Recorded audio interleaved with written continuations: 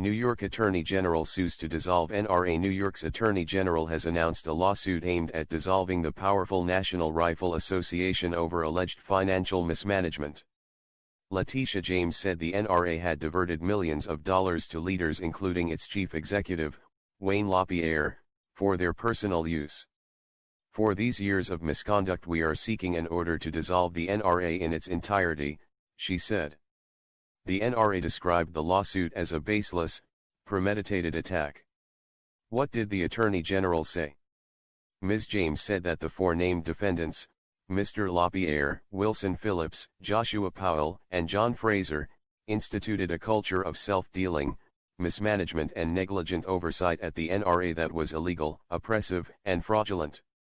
The Attorney General outlined a litany of charges against the defendants, but accused Mr. LaPierre, long the face of the powerful gun lobby group, of being the central figure behind the organization's wrongdoings. One example of misconduct alleged in the lawsuit states that Mr. LaPierre visited the Bahamas more than 8 times by private plane using funds intended for the NRA, for a total cost of $500,000, £380,225. Responding to questions, Ms. James, a Democrat, rejected the notion that the charges against the NRA, closely tied to the Republican Party, were at all influenced by her own politics. We followed the facts and the law, she said. We've come to the conclusion that the NRA unfortunately was serving as a personal piggy bank to 4 individual defendants. The case filed by Ms. James' office alleges more than $64 million, £48.7 million, was lost in just 3 years as a result of the defendants' abuse. Also on Thursday, the district attorney for Washington, D.C. filed a separate lawsuit against the organization for misusing charitable funds to support wasteful spending by the NRA and its executives. The New York lawsuit will almost certainly be contested in court by the NRA. The suit will add another strain to an already beleaguered organization, facing congressional inquiries, investigations in multiple states and internal complaints. What is the NRA?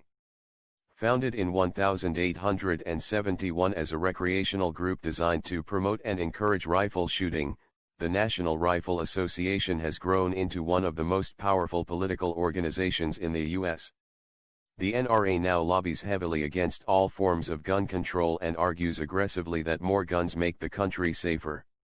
It relies on, and staunchly defends, a disputed interpretation of the Second Amendment to the U.S. Constitution, which it argues gives U.S. citizens the rights to bear arms. The NRA spends about $250 million per year, far more than all the country's gun control advocacy groups put together. The organization has boasted some high-profile members over the years, including former President George H.W. Bush.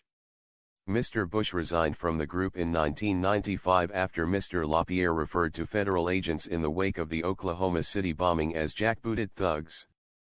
Current members include former vice presidential candidate Sarah Palin, and actors Tom Selleck and Whoopi Goldberg. The organization strongly backed Donald Trump in the 2016 election, but has faced scrutiny over its accounting practices in recent years and backlash from gun control advocates following high-profile school shootings. What's the reaction? In a statement, NRA President Carolyn Meadows decried the lawsuit as a transparent attempt to score political points.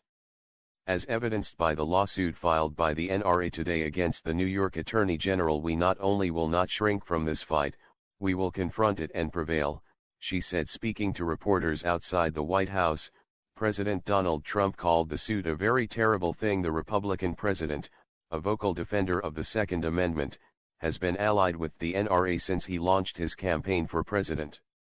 I think the NRA should move to Texas and lead a very good and beautiful life, Mr. Trump said on Thursday. Texas would be a great place, or to another state of their choosing. The move against the NRA was celebrated by several prominent Democrats. The NRA bought the president and promotes members of Congress that turn a blind eye to the gun violence epidemic, wrote Senator Kamala Harris on Twitter. It's time to end the violence and recklessness. End the NRA, wrote longtime Democratic Congresswoman Barbara Lee. The President and Guns Analysis by Tara McKelvey, BBC White House reporter. The Attorney General of New York has had it with the NRA, but the President has not.